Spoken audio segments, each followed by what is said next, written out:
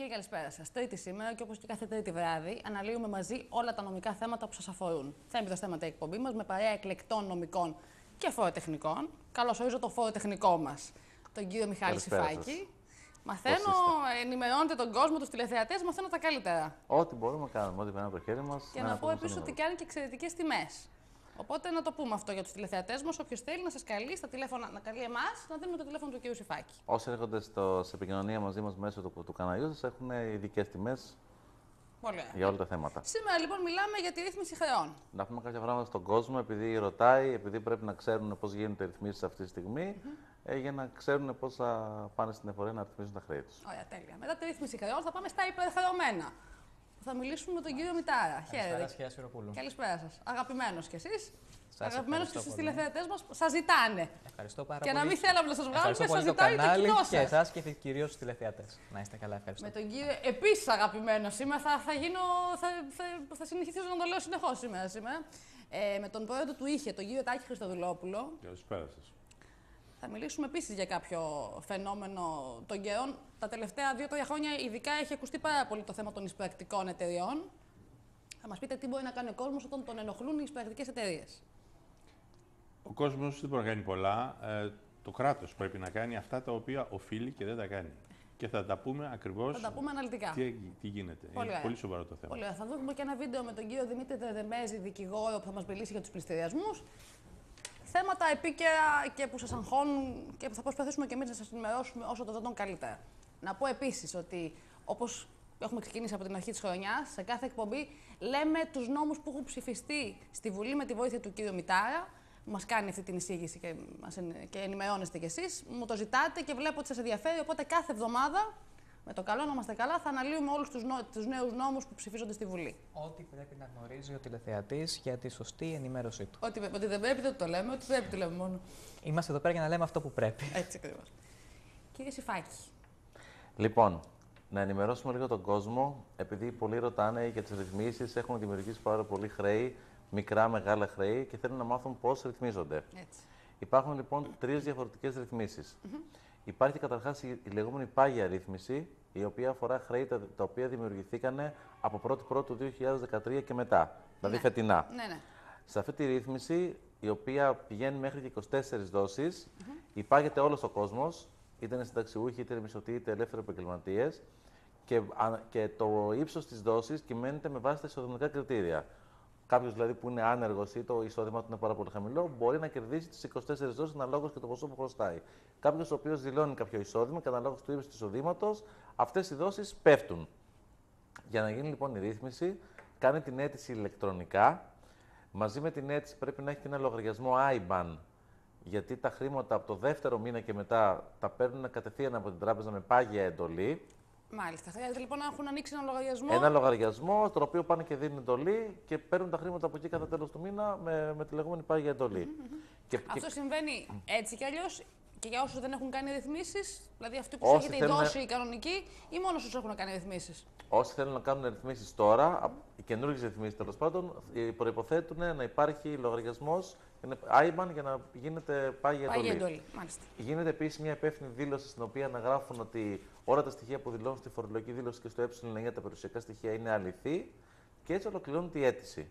Να πούμε ότι όταν τα χρέη υπερβαίνουν τα 50.000 ευρώ, χρειάζεται ειδικός εκτιμητής για να εκτιμήσει την περιουσία του υπόχρεου που κάνει την αίτηση για τη ρύθμιση. Όταν το ποσό είναι μεγάλο δηλαδή του χρέους, χρειάζεται ειδικός εκτιμητής. Ο οποίος τον δίνει η εφορία ή πρέπει να πηγαίνει ο φορολογούμενος? Πρέπει να τον βρει και ο ίδιος ο φορολογούμενος, να του κάνει μια ειδική έκθεση για εκείνη την περιουσία. Ναι. Και με βάση και με αυτή την έκθεση να κάνει όλη την υπόλοιπη διαδικασία. Αυτό δεν το έχω ξανακούσει, θα θέλήσω να μου το αναλύσετε. Δηλαδή πάει σε κάποιο φοροτεχνικό. Πού πάει για να. Πού μπορεί να πάει και σε κάποιο φοροτεχνικό, να το συστήσει κάποιον εκτιμητή, ο οποίος είναι μηχανικός ή οτιδήποτε. Είναι πιστοποιημένοι αυτοί? Φυσικά. Υπάρχουν κάπου που μπορούμε να τους βρούμε ποιοι είναι πιστοποιημένοι για να μην υπάρχει πρόβλημα με τους φορολογούμενους, να μην τους κοροϊδεύουν? Κάποιο συγκεκριμένο site δεν υπάρχει, αλλά είναι πιστοποιημένα άτομα, είναι μηχανικοί κτλ. Που κάνουν εκτιμήσεις, εκτιμούν την περιουσία για να μπορεί μετά. Την ακίνητη περιουσία. Την ακίνητη περιουσία. Μόνο. Ναι. Για να μπορεί μετά ο υπόχρεος να κάνει την αίτηση. Είναι αυτοί οι οποίοι είναι και ενεργειακοί επιθεωρητές ταυτόχρονα οι είναι και ενεργειακοί επιθεωρητές. Ναι, ακριβώς. Οπότε πάνω κάτω τους γνωρίζουμε δηλαδή. Ακριβώς. Όποιος θέλει περισσότερες λεπτομέρειες, φυσικά μπορούμε να τον ενημερώσουμε. Βεβαίως. Αυτή λοιπόν είναι η πάγια ρύθμιση. Υπάρχει μια δεύτερη ρύθμιση, η οποία λέγεται ρύθμιση με απαλλαγές προς αυξήσεων. Αυτή η ρύθμιση αφορά χρέη τα οποία δημιουργηθήκαν μέχρι 31 Δεκάτου του 2012 και η οποία ρύθμιση πάει μέχρι 43 δόσεις. Υπάρχουν πάλι όλες οι κατηγορίες των ανθρώπων, είτε μισθωτοί, είτε συνταξιούχοι, είτε ελεύθεροι επαγγελματίες. Και πάλι η διαδικασία είναι η ίδια. Δηλαδή, κάνει την αίτηση ηλεκτρονικά, συμπληρώνει την υπεύθυνη δήλωση, το IBAN κτλ. Πάλι το ποσό, αν υπερβαίνει το χρέος πάνω από 50.000, θέλει τον ειδικό εκτιμητή. Υπάρχει και μια γενικότερη ρύθμιση, για την οποία πρέπει ο οφειλέτης όμως να απευθυνθεί στην εφορία πλέον, όταν το χρέος είναι μεγάλο, όπου η εφορία μπορεί να σου κάνει ρύθμιση με 43 δόσεις, από 43 δόσεις μέχρι 100. Αναλόγως θα προσκομίσει εισοδηματικά κριτήρια, φορολογικές δηλώσεις και είναι στο χέρι του εφόρου στο πώς δόσεις θα στα κάνει. Εκεί πλέον δεν χρειάζεται. Η πρώτη δόση την πληρώνει στην εφορία και από εκεί πέρα η δεύτερη δόση με ταυτότητα οφειλής πηγαίνει στην τράπεζα και την πληρώνεις. Να πούμε ότι για να μπορεί κάποιος να μπει στη διαδικασία ρύθμισης, θα πρέπει είτε να μην έχει ξανακάνει καθόλου στο παρελθόν. Άλλη ρύθμιση.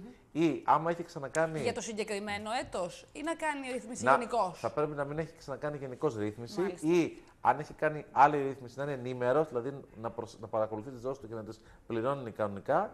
Και φυσικά δεν θα πρέπει να έχει καταλογιστεί κάτι σαν φοροδιαφυγής βάρος του. Ναι. Για να μπορεί να μπει σε αυτή τη διαδικασία. Λογικό. Έτσι. Υπάρχουν λοιπόν οι επιμέρους ρυθμίσεις. Να πούμε ότι υπάρχει ένα αρνητικός. Αυτή η γενική ρύθμιση που πρέπει να πάει ο οφειλέτης στην εφορία αφορά μόνο συνταξιούχους και μισθωτούς. Δυστυχώς δεν αφορά ελεύθερους επαγγελματίες. Λες και οι ελεύθεροι επαγγελματίες δεν έχουν βάρη και χρέη, δεν έχουν ψυχή. Μόνο οι μισθωτοί και οι συνταξιούχοι έχουν ψυχή. Αυτό είναι βέβαια πολύ αρνητικό. Έτσι, γιατί είναι πολλοί κόσμος που θέλει να ρυθμίσει, έχει μεγάλες οφειλές και δεν μπορεί να το κάνει. Σε αυτή την περίπτωση, η οδηγία που έχουμε από το Υπουργείο είναι η εξής. Κάποιος ο οποίος έχει μεγάλες οφειλές και δεν μπορεί να τις βάλει σε κάποια ρύθμιση, γιατί δεν μπορεί να τηρήσει τη ρύθμιση, πηγαίνει κάθε μήνα και πληρώνει κάποιο ποσό που μπορεί, ό,τι ποσό διευκολύνεται, για να αφαιρείται το κεφάλαιο και να ενημερώνεται στην εφορία ότι γίνεται αποπληρωμή, για να μην τον κυνηγήσουν για πληστηριασμούς ή για οτιδήποτε άλλο. Έτσι, αυτό είναι σε περίπτωση που κάποιο δεν μπορεί να επαχθεί σε κάποιε από αυτέ τι ρυθμίσει. Και πιστέψτε, είναι πολύ ο κόσμο. Υπάρχουν κατηγορίες ανθρώπων που έχουν μικρά χρέη και μπορούν να πάνε να τα ρυθμίσουν αυτέ τι διατάξει. Υπάρχουν και πολλοί άνθρωποι, είτε είναι μισθωτοί είτε είναι ελεύθεροι επαγγελματίες, οι οποίοι δεν μπορούν να υπαχθούν για το χύψη λόγο. Έχουν χάσει τα εισοδήματά του, είναι άνεργοι κτλ. Επομένως, για αυτές τις κατηγορίες, όπως καταλαβαίνετε, είναι λίγο άσχημο να μπορούν να μπουν σε αυτή τη γενική διάταξη, τη γενική ρύθμιση.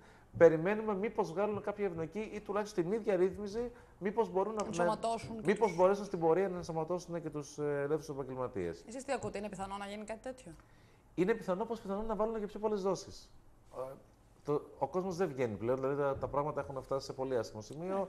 Οι καταστάσεις είναι πολύ δύσκολες.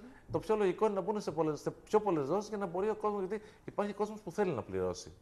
Αλλά με αυτούς τους νόμους και με αυτές τις διατάξεις δεν τον αφήνουν. Επομένως, πληρώνει λίγα ό,τι έχει και περιμένει μήπως έχει κάποια ευνοϊκή ρύθμιση να μπορεί να πληρώνει όσα λεφτά διαθέτει το μήνα για να αποπληρώσει το κεφαλαίο του και το ποσό που χρωστάει. Ναι, και φαντάζομαι ότι και το κράτος προκειμένου να μην έχει καθόλου έσοδα, αυτό βοηθάει να έχει κάποια έσοδα. Προκειμένου να μην έχει καθόλου έσοδα, σίγουρα θα βοηθήσει. Αναμένουμε εξελίξεις. Μάλιστα, για να δούμε πώς θα πάνε τα πράγματα. Θα δούμε, περιμένουμε. Ωραία. Οπότε αυτά είναι τα βασικά που έχουμε πει για τη ρύθμιση χρεών. Να πούμε επίσης γενικά ότι μέχρι τέλος του χρόνου πρέπει όλοι οι φορολογούμενοι να προμηθευτούν τον κλειδάριθμο. Γιατί θα πρέπει οι φετινές φορολογικές δηλώσεις να υποβληθούν με τους καινούριους κωδικούς. Βέβαια και εκεί πιστεύω θα δώσουν παράταση, γιατί δεν υπάρχει περίπτωση μέσα σε 20 μέρες να προλάβει όλος ο κόσμος να πάει να βγάλει καινούριους κλειδάριθμο. Ήδη στις εφορίες μαζεύονται οι ώρες, γίνεται πανικός. Πιστεύω θα δώσουν μια μικρή παράταση 2-3 μηνών μέχρι να ξεκινήσουν οι δηλώσεις, να προμηθευτεί όλος ο κόσμος στους κλειδάριθμους για να μπορεί να απευθύνει στον φοροτεχνικό του και να κάνει τη φορολογική του δήλωση. Μπορεί να κάνει κάποιος να πάρει τον κλειδάριθμο χωρίς να πάει να κάνει τη δήλωση στο φοροτεχνικό, να κάνει μόνο τη δήλωση. Εφόσον γνωρίζει έχει γνώση ίντερνετ και τα λοιπά. Φυσικά. Κάνει αίτηση. Δεν είναι υποχρεωτικό δηλαδή αυτό. Όχι. Εφόσον έχει κάποιες βασικές γνώσεις, μπορεί να κάνει αίτηση, να του έρθει κωδική και με το κλειδάριθμο να του ενεργοποιήσει και να κάνει τη φορολογική του δήλωση. Ναι. Όσοι όμως δεν γνωρίζουν καθόλου εγγράφους, μπορούν να την κάνουν τη δήλωση ή έχει σταματήσει αυτό? Το εγγράφο σταματήσει πλέον. Πάνε όλοι. Δηλαδή, αν είναι κάποιο ηλικιωμένο ο οποίο δεν έχει την οικονομική δυνατότητα τόσο πολύ. Θα πρέπει να απευθύνει σε φοροτεχνικό. Θα αφήσει εσά να του κάνετε καλύτερη τιμή τουλάχιστον. Φυσικά. Κάτι άλλο προς το παρόν, περιμένουμε κάποιες εξελίξεις. Θα δούμε στην πορεία τι άλλο θα βγάλουν. Θα δούμε. Σας ευχαριστώ πάρα πολύ. Να είστε καλά. Είμαστε μαζί και στη συνέχεια έχουμε μπόλικες εκπομπές. Φυσικά. Και με τον καινούργιο χρόνο και στις επόμενες. Κύριε Μητάρα μου, αφήσαμε τη ρύθμιση χρεών, πιάσαμε και υπερχρεωμένα. Υπερχρεωμένα νοικοκυριά. Πείτε μου, τι γίνεται, τι θα πρέπει να γίνει σε περίπτωση που μια οικογένεια δεδομένων των δύσκολων συγκυριών που διανύουμε δεν μπορεί να ανταπεξέλθει στις οφειλές της. Καταρχάς, για άλλη μια φορά, θα ήθελα να ευχαριστήσω τον κόσμο, το κοινό της εκπομπής, για την ανταπόκρισή του. Η συνεργασία μου με την εκπομπή βασίζεται στο εξής δίπτυχο: σωστή ενημέρωση και έγκαιρη δράση. Ακριβώς σε αυτό οφείλει ο δικηγόρος να ενημερώσει σωστά, να γνωμοδοτεί σωστά και να βοηθήσει τον πολίτη έτσι ώστε να έχει μια σωστή δράση τη σωστή στιγμή, την κατάλληλη στιγμή. Και φυσικά με τον καλύτερο δυνατό τρόπο για αυτόν. Οπότε λοιπόν, να φανταστούμε μια οικογένεια, ό,τι πιο σύνηθες δυστυχώς στις συγκεκριμένες συγκυρίες, όπου δεν μπορεί να ανταπεξέλθει τις οφειλές της. Σε αυτή την περίπτωση. Γιατί έχουν αλλάξει τα πράγματα, ακριβώς, γιατί έχουν αλλάξει τα δεδομένα. Γιατί έχουν αυξηθεί τα χαράτσια, γιατί έχουν βασικά έχει περιοριστεί το εισόδημα. Και έχουν αυξηθεί οι φόροι. Ακόμα χειρότερα, έχει κάποιο τα δύο μέλη χάσει την εργασία, ότι ακόμα χειρότερα και τα δύο μέλη έχουν χάσει την εργασία τους και δεν υπάρχει εισόδημα. Ναι. Παρ' όλα αυτά, όμως, υπάρχουν κάποιες οφειλές σε κάποιους πιστωτικούς φορείς, χρηματοπιστωτικούς φορείς, κυρίως οι τράπεζες. Γιατί το μεγαλύτερο πρόβλημα αντιμετωπίζεται με τις τράπεζες. Θα πρέπει να κάνει σε αυτή την περίπτωση. Θα πρέπει λοιπόν να επικαλεστεί την υπαγωγή του στην ρύθμιση περί υπερχρεωμένων νοικοκυριών. Υπερχρεωμένα πρόσωπα, υπερχρεωμένες επιχειρήσεις και φυσικά υπερχρεωμένα νοικοκυριά. Τι θα πρέπει να κάνει σε αυτή την περίπτωση? Θα πρέπει πρώτος, εκείνος με δική του πρωτοβουλία, να δηλώσει στον αντίστοιχο φορέα όπου οφείλει το συγκεκριμένο ποσό με κάποια συγκεκριμένη δόση λοιπόν, κάθε μήνα, στην τράπεζα για παράδειγμα. Ας πούμε λοιπόν ότι αυτό είναι μια τράπεζα. Θα πρέπει να δηλώσει στην τράπεζα ότι πλέον δεν μπορεί τη συγκεκριμένη δόση την οποία οφείλει κάθε μήνα να καταβάλει, ότι δεν μπορεί πλέον να την καταβάλει. Δεν έχει την ικανότητα, δεν έχει τη δυνατότητα και αυτό γιατί έχουν αλλάξει οι οικονομικές συγκυρίες και τα οικονομικά του δεδομένα. Σωστά. Σε αυτή λοιπόν την περίπτωση καταθέτει ένα καινούριο πλάνο. Τι θα πρέπει να κάνει σε αυτή την περίπτωση? Το πλάνο να είναι ολοκληρωμένο. Δηλαδή να αναφέρει ότι πλέον παίρνω αυτά τα χρήματα. Η προοπτική παραμένει συγκεκριμένη για το συγκεκριμένο ποσό, για το συγκεκριμένο εισόδημα. Η προοπτική, για παράδειγμα, μπορεί να επιδεινωθεί κιόλας. Οπότε σε αυτή την περίπτωση οφείλει να το καταγράψει στο πλάνο του. Μπορεί, ας πούμε, να λέει ότι τώρα έχουν επίδομα ανεργίας. Αργότερα θα σταματήσω να λαμβάνω και το επίδομα ανεργίας. Γιατί και αυτό το παίρνει για συγκεκριμένο χρονικό διάστημα. Οπότε θα πρέπει λοιπόν να αναφέρει ότι αυτό είναι το οικονομικό μου πλάνο. Τόσα χρήματα εγώ μπορώ να προσφέρω, μπορώ να δίνω. Οπότε σε αυτή την περίπτωση αυτές είναι οι δυνατότητες, οι οικονομικές μου δυνατότητες και αυτά τα χρήματα μπορώ να καταβάλω. Τώρα, τι γίνεται? Μόλις λάβει τη συγκεκριμένη επιστολή, η οποία φυσικά είναι εξώδικη, σε καμία περίπτωση δεν είναι μια διαδικασία ενώπιον δικαστηρίου, δίνουμε κάποιο περιθώριο. Χορηγείται ένα περιθώριο στην τράπεζα για να μπορέσει να απαντήσει αν αυτή την πρόταση μπορεί να την δεκτεί ή όχι, για να την αποδεχτεί ή όχι. Αν για παράδειγμα η οφείλη είναι 400 ευρώ το μήνα για ένα δάνειο, για ένα καταναλωτικό δάνειο, για ένα στεγαστικό δάνειο, είναι 400 ή 500 ευρώ το μήνα. Τώρα λοιπόν η οικογένεια μπορεί να πει ότι εγώ μπορώ να δίνω πλέον 200 ευρώ το μήνα, μπορώ να δίνω 100 ευρώ το μήνα. Και αυτό γιατί πλέον ζω μόνο με το επίδομα ανεργίας. Οπότε και τα 100 ευρώ, το 350 που είναι το μέσο επίδομα ανεργίας, ακόμα και αυτό μπορεί να είναι βαρύ, αλλά παρόλα αυτά δείχνω μια φιλότιμη προσπάθεια για να μπορέσω να εξυπηρετήσω και να καλύψω τις υποχρεώσεις μου. Αυτό είναι πάρα πολύ σημαντικό για τον άνθρωπο και αναγνωρίζεται. Οπότε λοιπόν και γι' αυτό το λόγο, και para να αναγνωρίζεται, επιβραβεύεται και ο πολίτης ο οποίος έχει αυτή τη συμπεριφορά. Και πώς θα επιβραβεύεται, θα το δούμε και στην πορεία. Περιμένουμε λοιπόν η τράπεζα να απαντήσει. Περιμένουμε 40 ημέρες. Από τη στιγμή που δεν θα υπάρξει κάποια απάντηση, θεωρείται δεδομένο ότι η απάντηση είναι αρνητική. Ή φυσικά η τράπεζα έχει το δικαίωμα να απαντήσει και αυτή αρνητικά.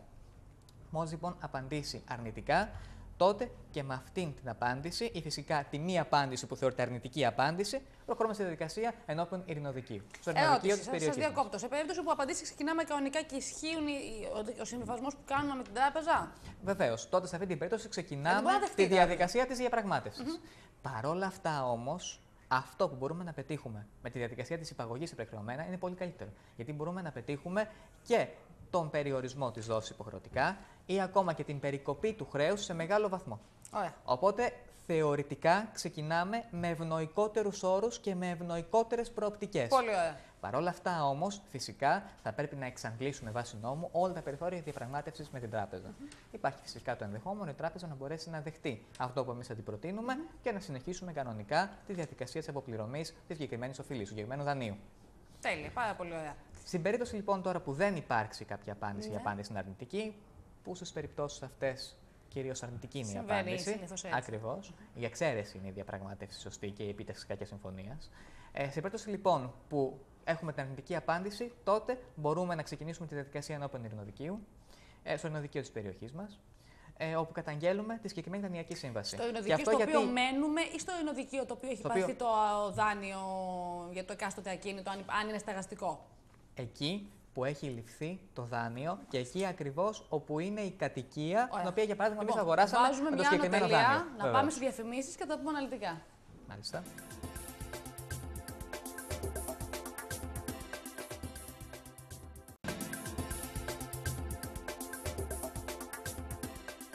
Επιστρέφουμε λοιπόν στην εκπομπή μας. Έχουμε πει ότι κάθε εβδομάδα θα λέμε τους νόμους τους οποίους έχουν ψηφιστεί στη Βουλή με τη συνδρομή του κ. Μητάρα. Αυτός το επιμελείται. Να πούμε λοιπόν ότι σήμερα, 2 Δεκεμβρίου ψηφίστηκε. Συζητήθηκε στη Βουλή η πράξη νομοθετικού περιεχομένου για την εφαρμογή κώδικα ίσπραξης δημοσίων εσόδων.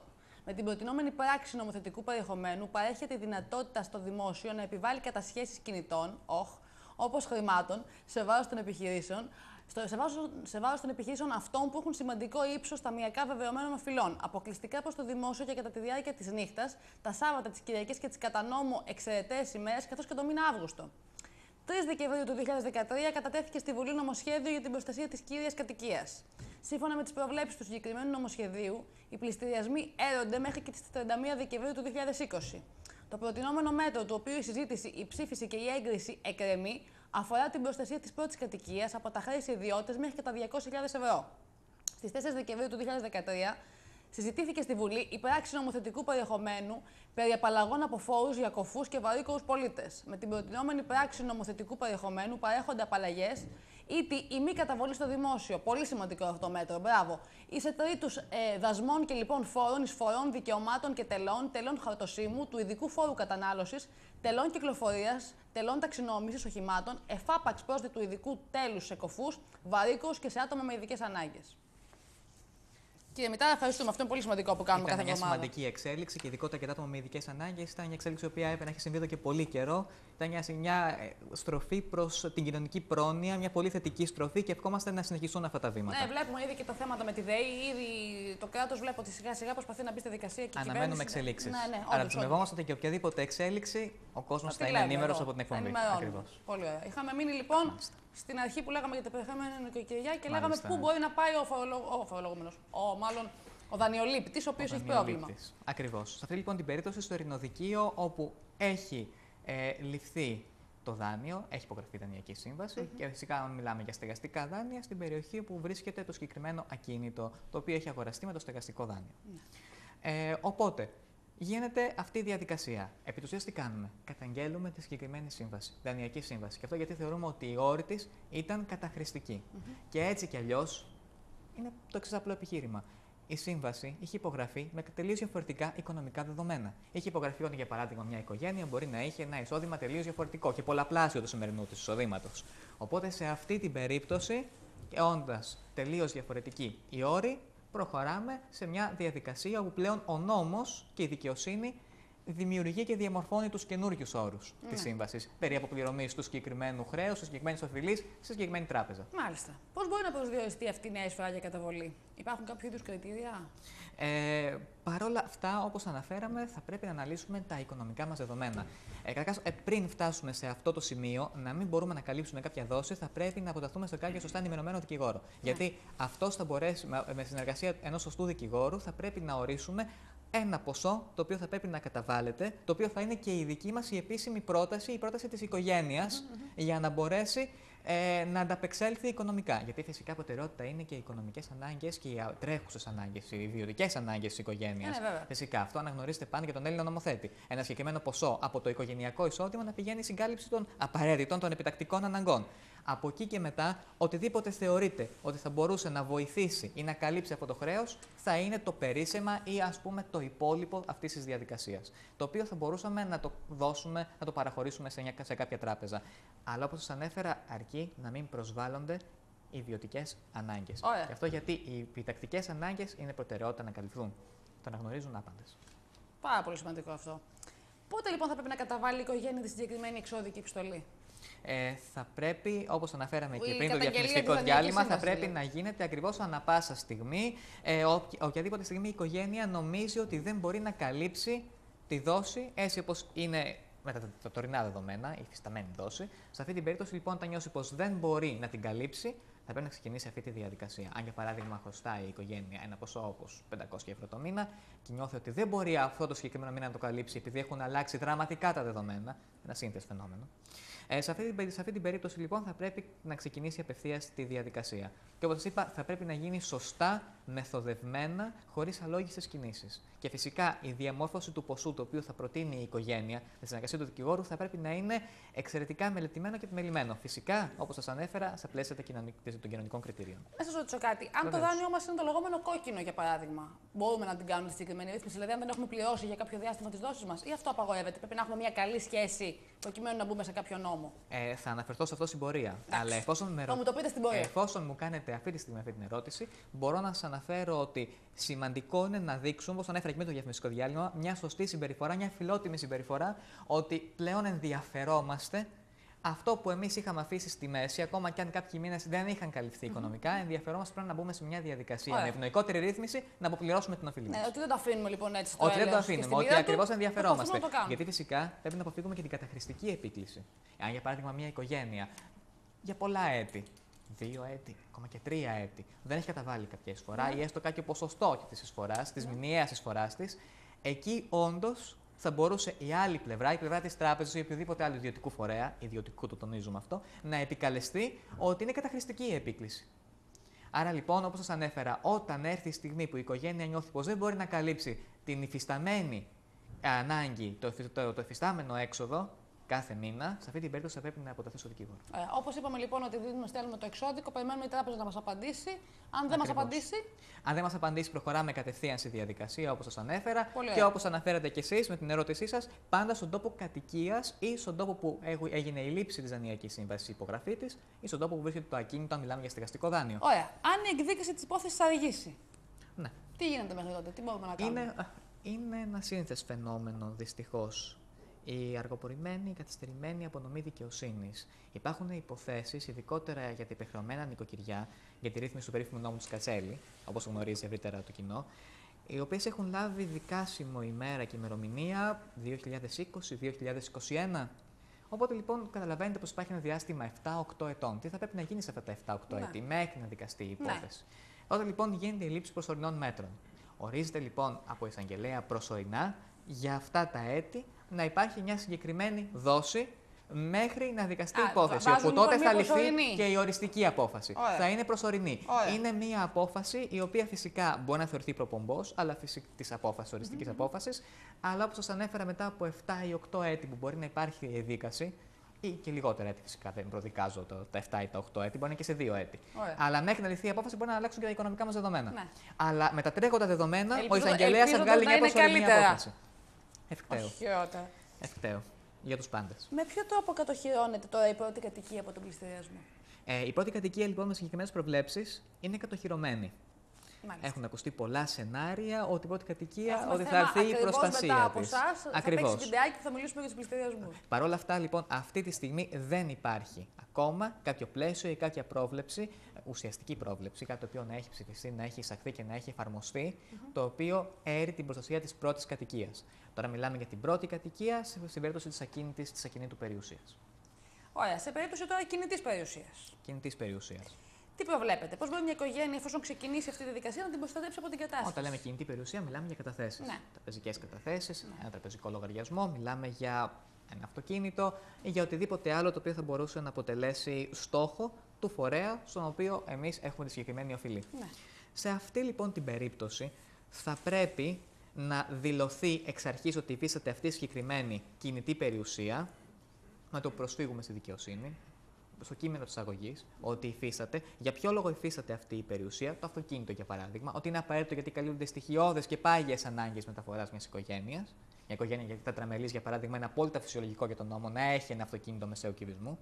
Οπότε σε αυτή την περίπτωση καταρχάς υπάρχει ένα δίκτυο προστασίας και δεν λαμβάνεται υπόψη από τον Έλληνα νομοθέτη συνέγκριση οποιασδήποτε διαταγής πληρωμής που μπορεί να ασκήσει η τράπεζα. Η τράπεζα λοιπόν δεν μπορεί να διατάξει την κατάσχεση της συγκεκριμένης κινητής περιουσίας, εφόσον αυτή είναι απόλυτα απαραίτητη για τις ανάγκες της οικογένειας. Τώρα, όσον αφορά τον τραπεζικό λογαριασμό, καλό θα ήταν να μην είναι στο όνομα.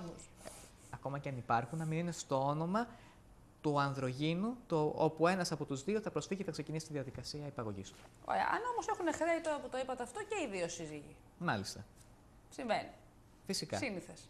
Τι γίνεται σε αυτήν την περίπτωση? Έσονται οι δύο, εισάρκαν μία. Σε Οπότε όλα, και στα καταλαβαίνετε. χρέη. Άρα λοιπόν και στα χρέη. Βέβαια. Οπότε σε αυτή την περίπτωση θα πρέπει να ληφθούν υπόψη και το χρέος του συζύγου και της συζύγου. Οπότε λοιπόν θεωρείται μία συγκεντρωτική οφειλή. Άρα θα πρέπει να οριστεί και μια συγκεντρωτική δόση, ή ακόμα και αν αυτή θα είναι μειωμένη, μια συγκεντρωτική μειωμένη δόση που κατά αναλογία του χρέους θα πηγαίνει και στην εκάστοτε τράπεζα, στον εκάστοτε φορέα που υπάρχει η οφειλή. Ωραία. Αν δυστυχώς κάποιες φορές συμβαίνει, το ζευγάρι να βρεθεί σε διάσταση το διάστημα μέχρι να εκδικαστεί η υπόθεση. Τι γίνεται σε αυτή την περίπτωση?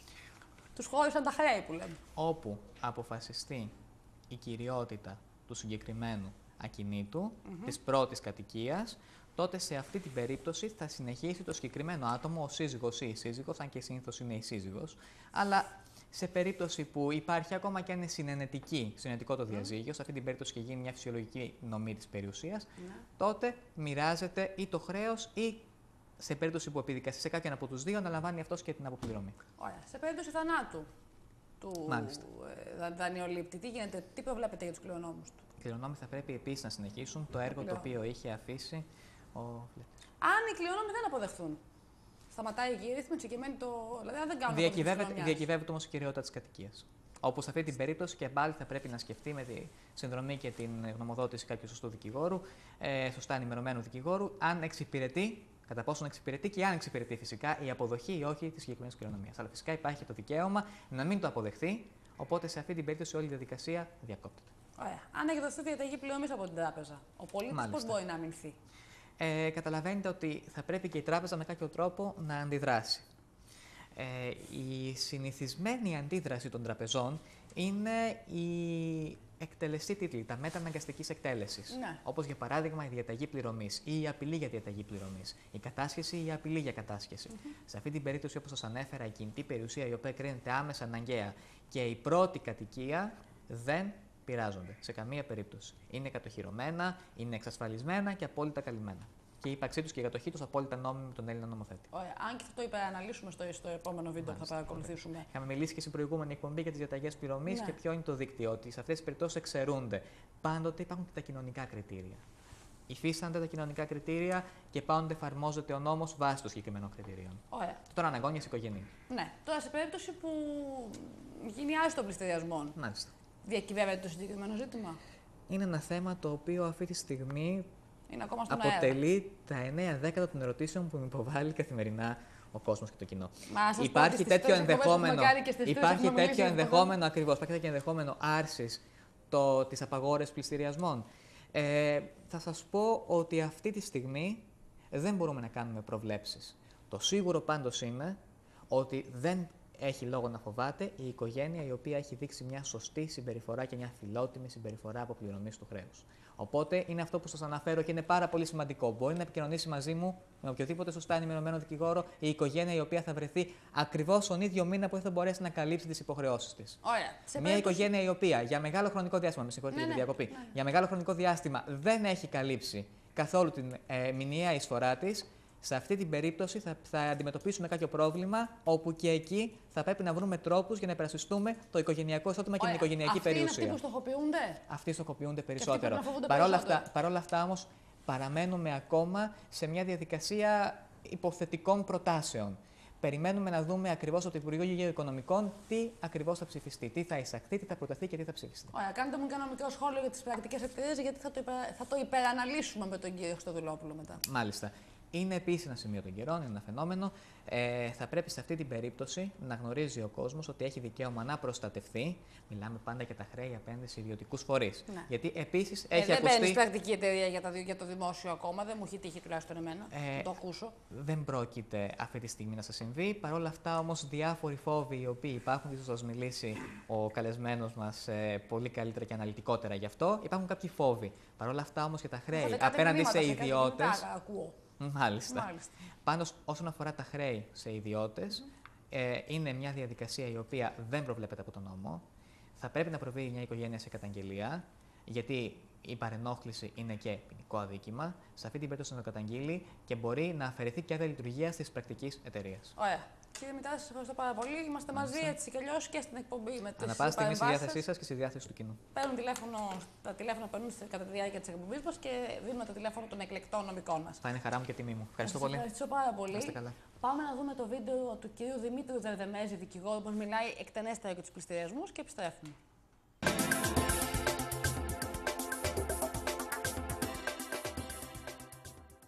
Σήμερα λοιπόν στην εκπομπή μας θα μιλήσουμε ξανά για το θέμα των πληστηριασμών, γιατί σας αφορά όλους, μου στέλνετε email και θέλετε συνεχώς να μαθαίνετε νέα πράγματα. Έχω μαζί μου τον κύριο Δημήτρη Δερδεμέζη, δικηγόρο. Καλησπέρα σας. Καλησπέρα σας, κυρία Σπυροπούλου. Θα μιλήσουμε για το θέμα των πληστηριασμών τώρα, σήμερα, γιατί μου είπατε ότι με τον καινούργιο χρόνο σας χρειαστεί να το ξαναθίξουμε. Ακριβώς. Πείτε μου λοιπόν δύο λόγια για το τι θα κάνουμε με τους πληστηριασμούς. Είναι ένα πολύ σοβαρό ζήτημα. Αυτή τη στιγμή περιμένουμε να γίνουν κάποιες αλλαγές. Όπως είναι γνωστό, μέχρι τέλος του χρόνου υπάρχει η άρση των πληστηριασμών και περιμένουμε τώρα από την κυβέρνηση να κάνει μια καινούργια νομοθετική ρύθμιση για το τι μελιγενέστε.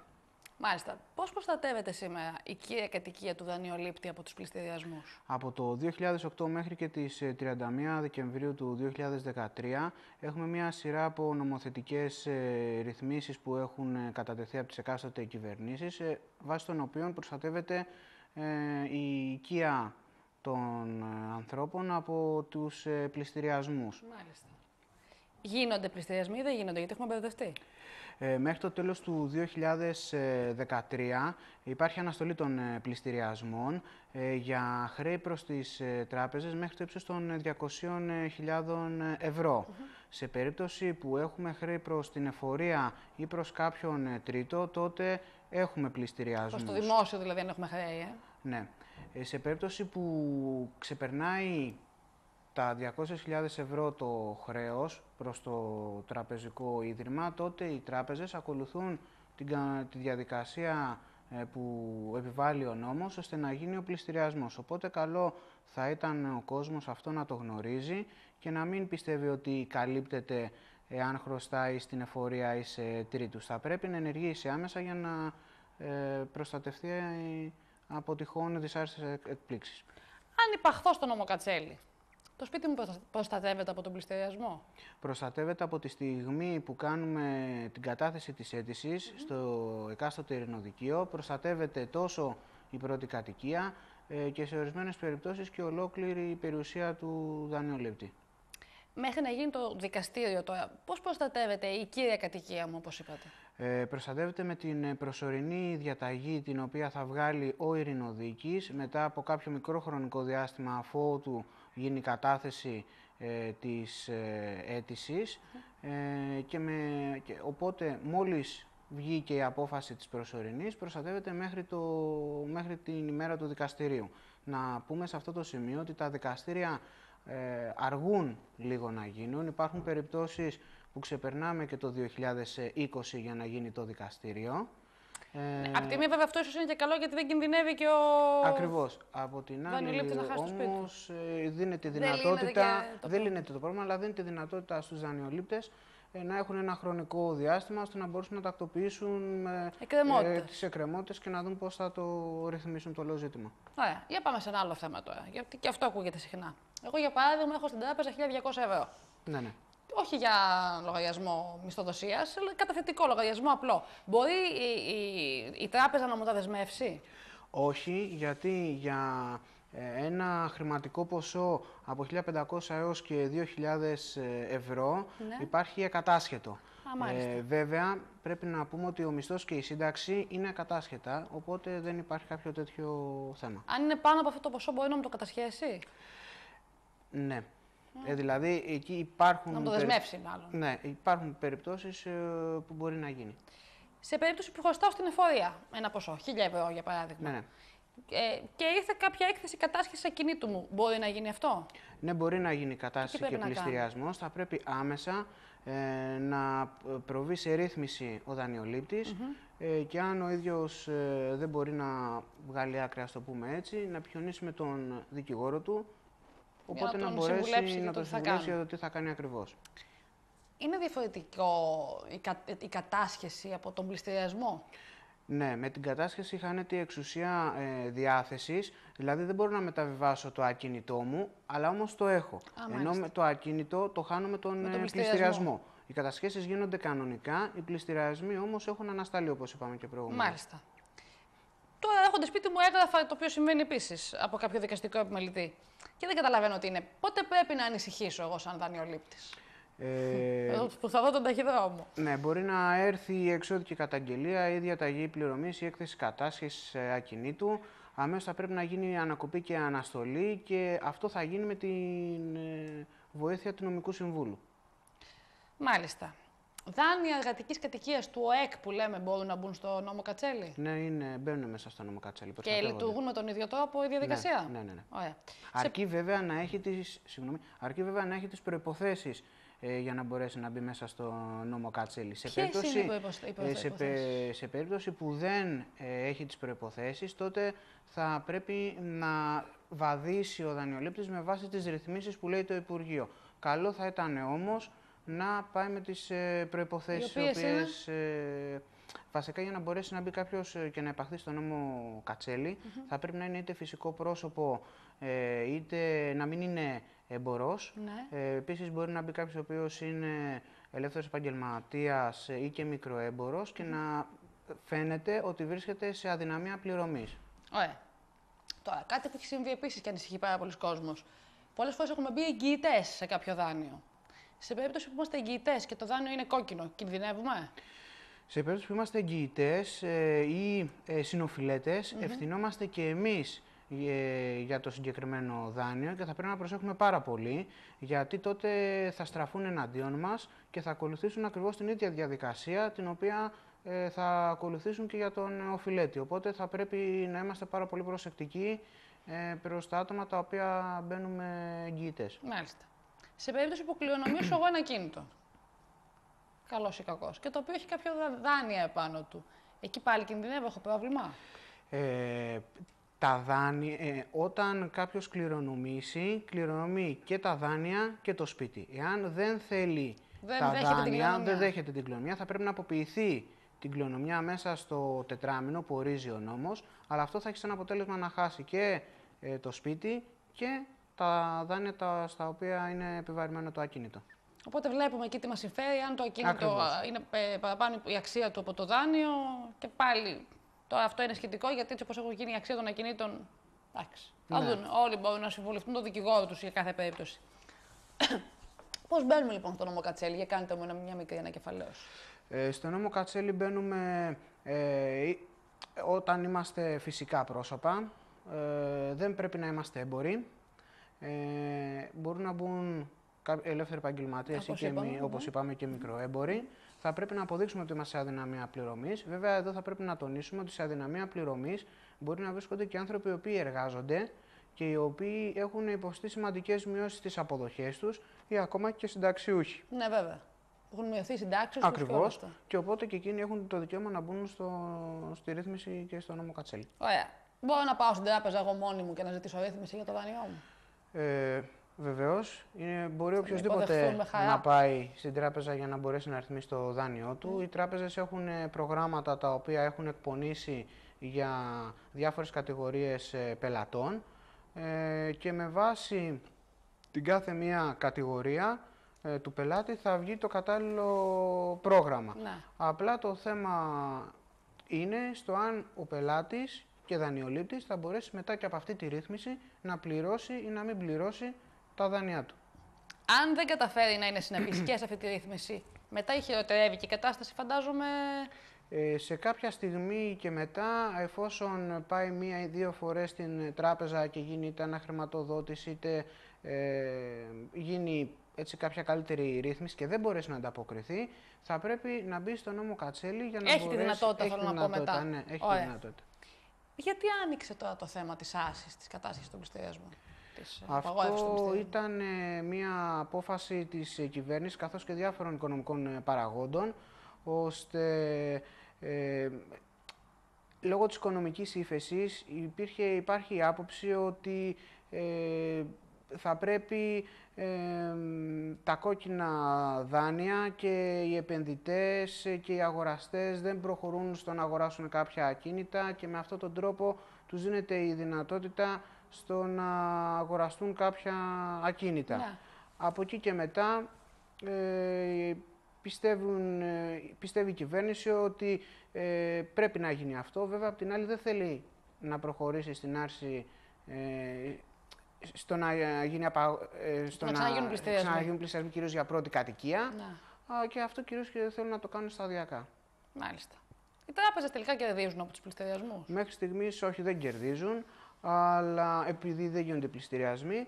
Αλλά το θέμα είναι ότι σιγά σιγά με την άρση της απαγόρευσης μέχρι στιγμής δεν εγγράφουν μεγαλύτερες ζημιές, ενώ ταυτόχρονα και ο κίνδυνος εκποίησης θα οδηγήσει ορισμένους που κρύβονται πίσω από την προστασία της κύριας κατοικίας στο να προχωρήσουν σε πληρωμές των οφειλών τους. Μάλιστα, και όπως και να το κάνουμε, δυστυχώς αυτό δεν το έχουμε πάρει. Άλλο αν οι όροι δεν ήταν σωστοί τότε όταν είχαν γίνει και από τις τράπεζες δινόντουσαν αφιδώς τα δάνεια. Οπότε πρέπει να γίνει κάποια ρύθμιση έτσι κι αλλιώς. Ακριβώς. Κύριε Δεδεμέζη, μου, σας ευχαριστήσω πάρα πολύ. Και εγώ σας ευχαριστώ για την πρόσκληση. Θα είμαστε μαζί και σε επόμενες εκπομπές έτσι κι αλλιώς, να αναλύσουμε πάρα πολλά θέματα. Επιστρέφουμε στην εκπομπή μας.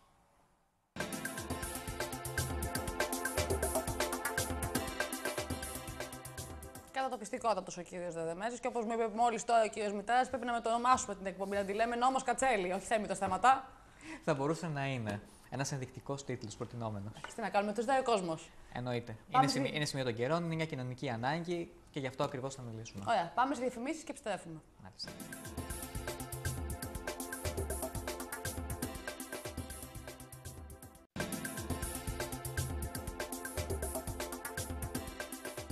Επιστρέφουμε λοιπόν στην εκπομπή μας. Δεν φεύγουμε από το θέμα βεβαίως, γιατί μιλήσαμε για τις ρυθμίσεις χρεών, μιλήσαμε για τα περιεχόμενα νοικοκυριά, μιλήσαμε για τους πληστηριασμούς. Αλλά κάποιος μας παίρνει τηλέφωνο και μας υπενθυμίζει, κυρία Χριστοδουλόπουλε, συνεχώς ότι τα έχουμε όλα αυτά τα προβλήματα. Ποιοι είναι αυτοί οι εισπρακτικές εταιρείες? Πρόκειται για μια καταιγίδα η οποία εξελίσσεται τα τελευταία χρόνια, η οποία έχει διαστάσεις κυριολεκτικά τρομοκρατίας. Αυτή είναι η λέξη και δεν είναι υπερβολή. Δηλαδή κάποια οικογένεια που χρωστάει σε τράπεζες, από κάρτες, δάνεια κλπ. Και υπάρχει κάποια καθυστέρηση, αυτόματα παρεμβαίνουν αυτές οι εταιρείες, πολλές φορές είναι και θυγατρικές των τραπεζών και αντί να στείλουν μια επιστολή και να κάνουν μια επικοινωνία έτσι ανθρώπινη, όπως κάνει και το κράτος και η εφορία, δεν παίρνει τηλέφωνο ποτέ η εφορία. Λοιπόν, ακόμα. Ναι, λοιπόν, παίρνουν τηλέφωνο και αρχίζουν κάποιες μεθοδεύσεις στη συνομιλία, όπου έχουν εκπαιδευτεί ειδικά τα άτομα αυτά που καλούν και πιέζουν και έχουν ακουστεί φράσεις απείρου κάλους και αγριότητας του τύπου ότι κοιτάξτε, αν δεν φέρετε τη Δευτέρα 500 ευρώ, εμείς θα προχωρήσουμε να σας... Εγώ, όχι εμείς, εγώ θα προχωρήσω, ο υπάλληλος δηλαδή, να σκατάσχω το σπίτι. Το έχουμε δει και μας αρέσει ιδιαίτερα. Είναι δε σε περιοχή όπου το εινοδικείο δεν έχει πάρα πολλές υποθέσεις και ο πληστηριασμός θα προχωρήσει πολύ γρήγορα. Δηλαδή, το ακούει ο άλλος και παθαίνει κεφαλικό. Λοιπόν, προσέξτε τώρα πού είναι η αλήθεια. Πρόκειται για παράνομες ενέργειες και το παράνομες θα το αιτιολογήσω παρόλο ότι δεν είμαι δικηγόρος. Λοιπόν,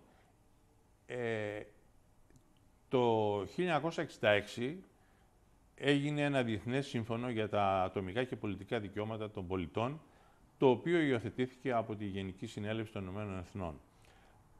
Σε αυτό προσχώρησε και η Ελλάδα και με νόμο του 1997, δηλαδή με καθυστέρηση 31 χρόνια, επικυρώθηκε από την Ελλάδα.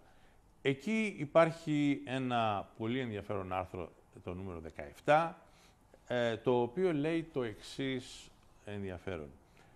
Πρώτον, κανείς δεν υπόκειται σε αυθαίρετες ή παράνομες παρενοχλήσεις της ιδιωτικής του ζωής, της οικογένειας, της κατοικίας ή της αλληλογραφίας του, ούτε σε παράνομες προσβολές της τιμής και της υπόλοιψής του. Και δεύτερον, κάθε πρόσωπο έχει το δικαίωμα προστασίας από τον νόμο έναντι τέτοιων παρενοχλήσεων ή προσβολών. Μάλιστα. Αλλά εδώ προϋπόθεση είναι να μιλάμε για αυθαίρετες και παράνομες παρενοχλήσεις. Με την προσπάθεια που έχουμε ολοκληρώσει εμείς στο ΙΧΕ εδώ και 15 χρόνια και τις αποφάσεις που έχουν βγει και είναι αμετάκλητες και είναι πάρα πολλές, έχει προκύψει ότι κάθε απέτηση τράπεζας σε οφειλέτη στην Ελλάδα για κάρτες, δάνεια, με ξέρεις το στεγαστικό, έχει μέσα τόκους οι οποίοι είναι πέραν των νομίμων. Άρα δηλαδή αυτή η απέτηση δεν είναι νόμιμη. Λοιπόν, αυτό είναι βεβαιωμένο με τις αμετάκλητες αποφάσεις και χαρακτηρίζει αυτές τις απαιτήσεις. Οπότε έχουμε ακριβώς αυτή την παράβαση που περιγράφει αυτό το άρθρο, ότι πρόκειται για παράνομες παρενοχλήσεις της ιδιωτικής ζωής, διότι η προσπάθεια δεν είναι να εισπράξουμε τα νόμιμα, είναι να εισπράξουμε τα νόμιμα και τα παράνομα. Οπότε, λοιπόν... Λέτε, λοιπόν, ότι είναι μια παράνομη διαδικασία όλο αυτό. Ναι, προσέξτε τώρα, λοιπόν. Έχουμε παραβίαση του Διεθνούς Συμφώνου στο πρόσωπο του κάθε πολίτη που δέχεται τις προσβολές αυτές και οι συνέπειες είναι σοβαρές, το λέει και το ίδιο το άρθρο. Κάθε πρόσωπο έχει το δικαίωμα προστασίας από τον νόμο ένα τέτοιο παρενοχλήσεων και προσβολών. Προβλέπεται από το σύμφωνο αυτό μια επιτροπή η οποία εδρεύει στη Γενέβη, όπου κάθε πολίτης μπορεί να καταγγείλει αυτές τις παραβιάσεις. Εμείς τα ξέρουμε αυτά, δεν έχουμε αρχίσει τέτοιες καταγγελίες, παρόλο ότι έχουμε ενημερώσει και τις εισπρακτικές και τις τράπεζες από αρχές του 2012 με επιστολές αναλυτικές ότι προσέξτε, το θέμα τίθεται έτσι ακριβώς. Πώς λέγεται αυτός ο οργανισμός που είναι στη Γενέβη? Είναι τα Ηνωμένα Έθνη. Στα Ηνωμένα Έθνη. Επιτροπή, ναι. Λοιπόν, δεν το κάναμε για τον εξής απλό λόγο. Ότι η καταγγελία του πολίτη στο γραφείο στη Γενέβη των Ηνωμένων Εθνών δεν γίνεται κατά της πρακτικής, γίνεται κατά της ελληνικής δημοκρατίας. Διότι το κράτος, το ελληνικό, είναι υπεύθυνο να προστατεύσει τους πελάτες και να φροντίσει να υλοποιηθεί το σύμφωνο και να προστατευτούν τα δικαιώματα. Δηλαδή, σύμφωνα με εσάς, είναι παράνομες οι εταιρείες οι οποίες υπάρχουν αυτή τη στιγμή στην αγορά? Όχι, παράνομες δεν είναι. Είναι παράνομος ο τρόπος με τον οποίο λειτουργούν. Αλλά έτσι που λειτουργούν παραβιάζουν τα ατομικά δικαιώματα των πολιτών. Τι δικαίωμα, γιατί φαντάζομαι ότι και η τράπεζα.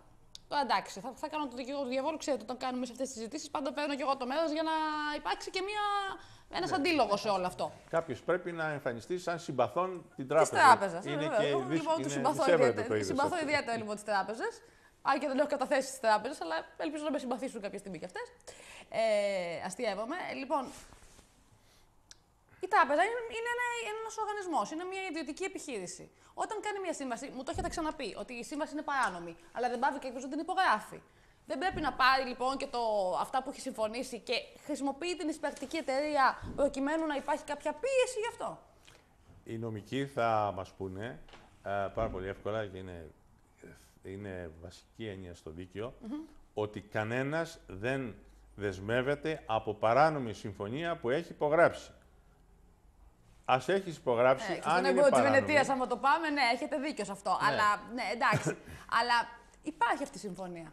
Όταν την υπόγραφε ο πελάτης, δεν θα έπρεπε να καταλάβει εκείνη τη στιγμή και μετά τι συμβαίνει? Όπως σας ανέφερα, από τη στιγμή που θα ξεκινήσει η οικογένεια, μια οικογένεια, τη διαδικασία αυτή, από εκεί και μετά δεν έχει λόγο δραστηριοποίησης η συγκεκριμένη εισπρακτική εταιρεία.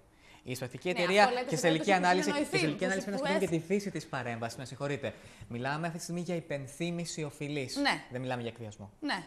Και δεν μιλάμε για παρενόχληση. Ναι. Γιατί αυτά συνιστούν ποινικά δικήματα. Τώρα, και φυσικά υπήρχε θέμα συμβατότητας με τα σύμφωνα τα οποία προανέφερε. Και αυτή η έννοια της πρακτικής εταιρείας έχει τροποποιηθεί. Πλέον λέγονται εταιρείες ενημέρωσης για οφειλές.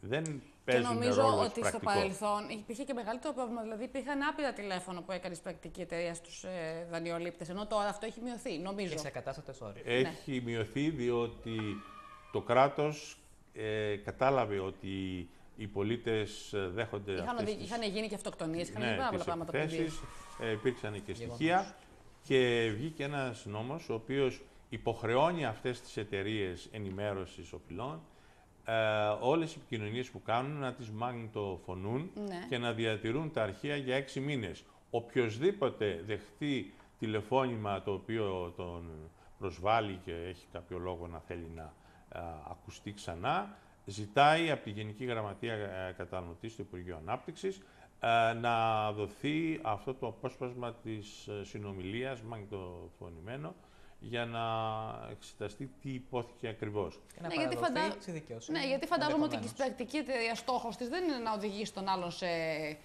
Όχι μόνο στην αυτοκτονία γενικότερα. Στόχος της είναι να πάρει κάποια χρήματα προκειμένου να εξυπηρετήσει και την εταιρεία. Έτσι δεν είναι? Όχι, τώρα να πιέζουν δηλαδή, πραγματικά, για να εισπράξει η τράπεζα. Δεν έχουν πάψει να εισπράττουν οι ίδιοι. Ναι. Αυτό εννοώ. Ότι στόχος της είναι Αλλά να πιέσει προσέξτε τώρα να... τι έγινε όμως. Από τότε που βγήκε αυτή η διάταξη για τις μαγνητοφωνήσεις, ατώνησε ο κύκλος εργασιών και η δραστηριότητα των εταιριών αυτών και έχει μεταφερθεί σε δικηγορικές εταιρείες και γραφεία, οι οποίοι δεν υπόκειται σε αυτή την υποχρέωση, δηλαδή να μαγνητοφωνούν τις συνομιλίες. Και τώρα έχει περάσει η πίεση από τα δικηγορικά γραφεία. Υπάρχουν εταιρείες και υπάρχουν πολύ γνωστές εταιρείες και υπάρχει και μία με συγγενείς πολιτικών κλπ. Εντάξει, αυτό υπάρχουν, φαντάζομαι θα υπάρχει και εντάξει, ναι, αλλά γενικώς τώρα το βάρος έχει μετατοπιστεί στις δικηγορικές εταιρείες κλπ. Όπου και εκεί υπάρχει η ίδια παρανομία, διότι οι απαιτήσεις είναι οι ίδιες. Μου επιτρέπετε ένα σχόλιο? Ναι. Όσον αφορά τις δικηγορικές εταιρείες, οι οποίες ασχολούνται με σχετικές αρμοδιότητες, αυτή τη στιγμή δεν υπάρχει κανένα νομικό πλαίσιο ούτε στη δικηγορική εταιρεία που να επιτρέπει την υπέρβαση κάποιων ορίων όσον αφορά την υπενθύμηση της οφειλής. Ακόμα και μια δικηγορική εταιρεία, ακόμα και αν έχει κάποια απαλλαγή, κάποια ασυλία όσον αφορά τη μαγνητοφώνηση, δεν έχει ασυλία όσον αφορά την παρενόχληση και την άσκηση ψυχολογικής βίας. Μάλιστα. Στο παρελθόν είχαμε και μια καταδίκη υπευθύνου πρακτικής, λεγόταν τότε, εταιρείας, διότι είχε άτομα τα οποία ήταν νεαρής ηλικίας, εκπαιδευμένα και πέραν τηλέφωνο και απειλούσαν πράξεις αναγκαστικής εκτέλεσης, δηλαδή θα σου κατάσχω το σπίτι, θα σου βγάλω πληστηριασμό κλπ. Αυτό πώς φάνηκε και αυτό καταδικάστηκαν? απαγορεύεται από τον κώδικα δικηγόρων.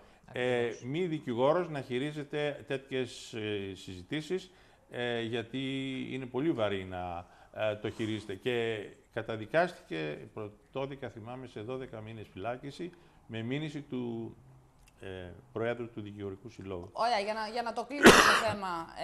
Όταν λοιπόν ένας δανειολήπτης οχλείται παραπάνω από το δέον στην περίπτωση της πρακτικής εταιρείας, τι μπορεί να κάνει?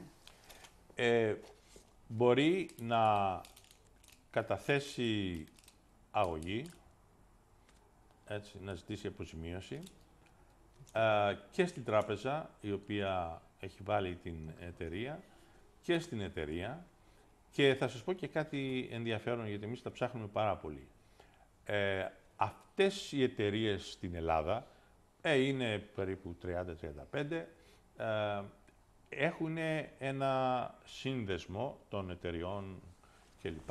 Ο δε σύνδεσμος είναι μέλος σε μια ευρωπαϊκή ομοσπονδία τέτοιων συνδέσμων, ναι, οι οποίοι έχουν έδρα στη Λοζάνη και εμείς έχουμε ψάξει τι κάνουν και πώς λειτουργούν και έχουμε στα χέρια μας ένα κώδικα δεοντολογίας. Πολύ ωραία. Θα το πούμε αναλυτικά σε επόμενη εκπομπή, γιατί πρέπει να κλείσουμε. Ναι. Είναι πάντα αυτά που μου λέτε πάρα πολύ σημαντικά και δεν προλαβαίνω να ελέγξω και το χρόνο όταν μιλάω μαζί σας. Κύριε Μητάρα, κύριε Χριστοδουλόπουλε, σας ευχαριστώ πάρα πολύ. Θα είμαστε μαζί σε επόμενη εκπομπή. Πάντα στη διάθεση του κοινού για οποιαδήποτε απορία. Τα τηλέφωνα μας, τα email μας, το Facebook, το YouTube, οι εκπομπές και όλα αυτά. Καλή εβδομάδα και θα είμαστε ξανά σε επικοινωνία την επόμενη Τρίτη στις 12 το βράδυ. Γεια σας.